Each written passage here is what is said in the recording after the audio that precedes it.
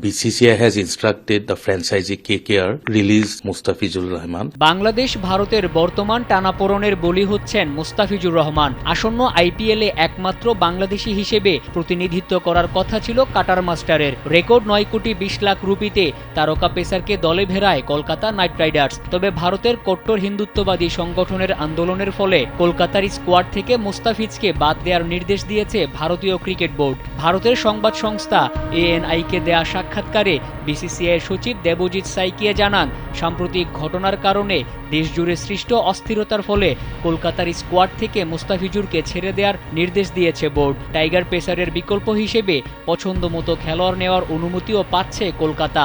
এর আগে মুস্তাফিজকে দলে ভেড়ানোয় সমালোচনার মুখে পড়েন কলকাতার মালিক ও বলিউড কিংবদন্তি শাহরুখ খান। আইপিএলে অংশ নিলে ভারতীয়দের আক্রোশের শিকার হবেন মুস্তাফিজ, এমন হুমকিও দিয়েছেন ভারতের হিন্দুবাদী রাজনৈতিক দল। তাই বোর্ডের সিদ্ধান্ত মেনে মুস্তাফিজকে স্কোয়াড থেকে রিলিজ করে দিয়েছে কলকাতা। কূটনৈতিক সম্পর্কের প্রভাব টেনে ভারতের এমন আচরণ কলঙ্কিত করছে গোটা ক্রিকেটকেই।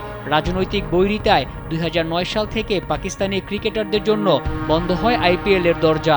এবার মুস্তাফিজকে ছেড়ে দেওয়ার নির্দেশনায় শঙ্কা জেগেছে, ভবিষ্যতে আইপিএলে অংশ নিতে পারবে তো বাংলাদেশের ক্রিকেটাররা।